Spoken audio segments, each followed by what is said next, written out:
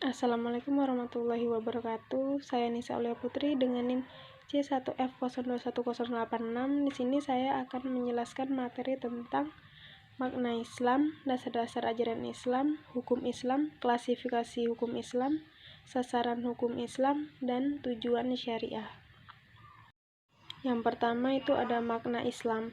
Islam merupakan asal kata dari aslama yaslimu Islam yang artinya berserah diri dan kedamaian. Lebih lanjut, Islam berarti agama yang damai dengan berserah diri kepada Allah yang Maha Kuasa, dan orang yang menganut agama Islam disebut Muslim. Secara terminologi, Islam adalah nama dan satu institusi agama. Maka tidak bisa dikatakan bahwa setiap orang yang tunduk kepada Tuhan, apapun agamanya, dan apapun Tuhannya dapat dikatakan sebagai Muslim. Istilah Muslim atau pemeluk agama Islam haruslah orang yang bersyahadat.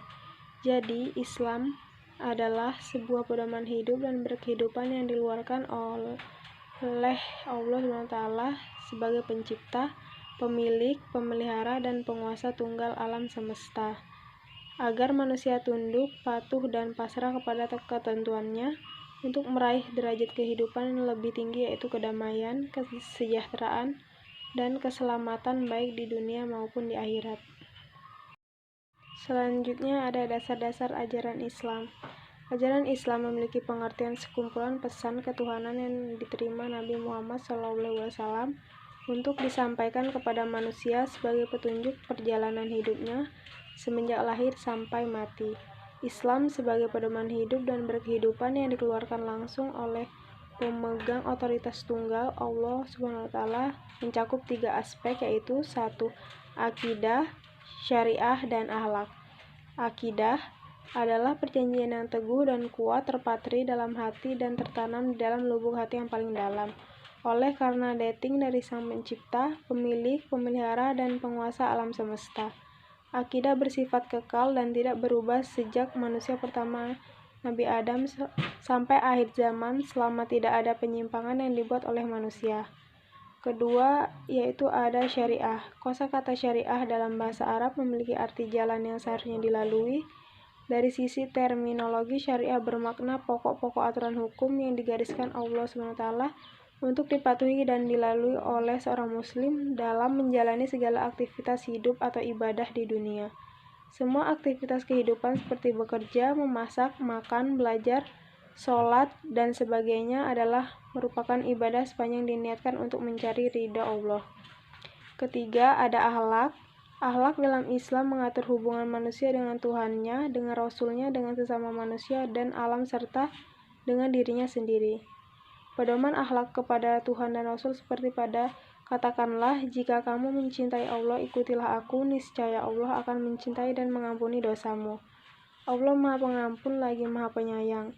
Katakanlah, taatilah Allah dan Rasulnya. Jika kamu berpaling, maka sesungguhnya Allah tidak menyukai orang-orang yang berbuat zalim. Selanjutnya ada hukum Islam. Hukum Islam secara istilah disebut juga hukum syara, adalah hukum Allah yang mengatur perbuatan manusia yang di dalamnya mengandung tuntutan untuk dikerjakan atau ditinggalkan, atau pilihan antara dikerjakan atau ditinggalkan. Oleh para mukallaf, hukum syara hanya dapat diambil dari sumber-sumber hukum Islam, yaitu Al-Quran, As-Sunnah, Ijma', dan Qiyas.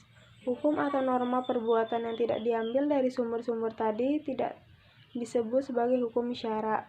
Misalnya, kaidah-kaidah atau norma, adat istiadat, undang-undang, atau hukum selain Islam. Selanjutnya ada klasifikasi hukum Islam.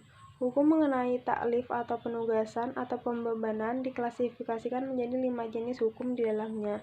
1 wajib, 2 sunnah, 3 haram, 4 mubah, 5 makruh.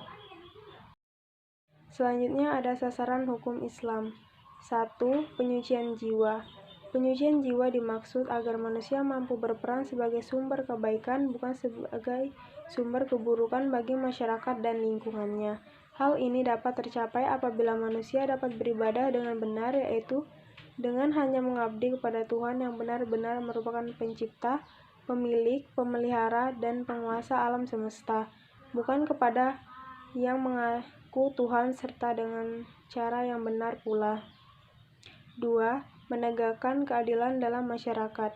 Keadilan di sini adalah meliputi segala bidang kehidupan manusia termasuk keadilan dari sisi hukum, sisi ekonomi, dan sisi persaksian.